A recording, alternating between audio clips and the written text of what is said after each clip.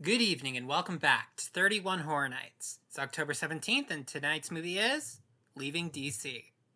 I have no idea how I didn't hear about this movie sooner. It is like a relatively well-received found footage horror movie from 2012. I try to find new found footage movies every year, and I had never heard of it before. Where the hell was this movie hiding? This movie is about a person who lived in Washington, D.C., who decided to, leave the city and live a more quiet life out in the woods of West Virginia. But there's something in the woods watching him or stalking him. And one thing that you do bring up in the trailer is the fact that it's not like a hallucination or something. You can see and hear something on the footage. And that is something that found footage movies have leveraged in the past. I remember, what was it called? The Outwaters. You knew the entire thing was not just a hallucination because there was a camera picking up all of it. Of course, that didn't make the movie any good, but that was something they did leverage. One thing that was mentioned in the plot summary that comes in the Amazon Prime listing of this video is that he was part of an OCD support group, so that's probably something that's going to come up. It's not like you need OCD to be bothered by the fact that there's something in the woods watching you at all times, but I can't imagine it helps.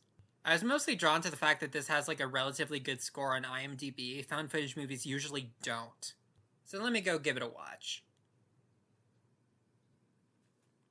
This review isn't going to be split up into spoilers and non-spoilers because there really isn't that much to spoil in Leaving DC. I'm going to give it a 6 out of 10. It reminds me a lot of Bad Ben, where it's very clearly just one guy, a camera, and a dream. But I remember Bad Ben doing a lot more than this one did. Leaving DC is probably the tamest horror movie I've ever seen.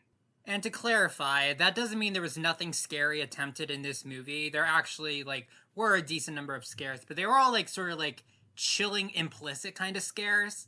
The most intense part of the movie is the very last scare, and it happens off camera. You don't see it. So while this does lead to a movie that isn't terribly exciting, I wouldn't really call it boring, it just wasn't super exciting. There were a few moments where some of the implications genuinely gave me pauses like, wow, that's so weird, I've never seen that before. One of the things that would happen is that around the same time every night, 3-something a.m., there would be the sound of a flute right outside his bedroom window, and they kept saying it was playing a song. To me, it sounded more like it was just playing, a scale, going up and down the major scale, but whatever.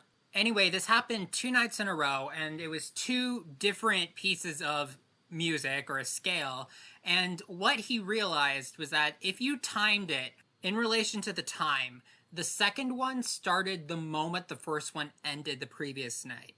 Say, the first one ended at 3:11 and 42 seconds. That's when it ended. The next night, the flute started at 3:11 and 42 seconds. Or there were things with a trail cam, and the trail cam would take 3 pictures in the space of a second and a half, and the pictures that would be taken when the ghost or whatever it is stole the trail cam would mean that the ghost is moving unbelievably fast. I mentioned in my review of Hostile Dimensions that you don't need a big budget to make things that are scary. This movie does know ways to get you unnerved without even necessarily having to show anything. And it's because of those reasons that I will cut this movie some slack for not being the most exciting. Another thing that the movie does show is the slow decline of the main character's mental health. He moved out into the boonies from Washington, D.C. for the sake of his own mental health because it was a lot quieter, it was a lot more peaceful, but as the movie keeps going, you could see what he's going through starting to get to him, especially when nobody else seems to really care or want to help. When I compare this to other really low-budget movies I've watched for horror nights, or I'm going to assume it was incredibly low budget unless he bought this big, beautiful house in the middle of nowhere just for the sake of this movie. But anyway, when I compare it to other very low-budget horror movies like The Alchemist Cookbook, Landlocked, Bad Ben, this movie does fare pretty well. Honestly, it feels less like a movie and more like a video form of a creepypasta or a no-sleep story, so I would say check it out based on that, but if you want to get really good found footage movies, this isn't quite it. It is good quality for what it is, but still, it doesn't really give you a whole lot. Alright, thanks for listening. I'll see you tomorrow.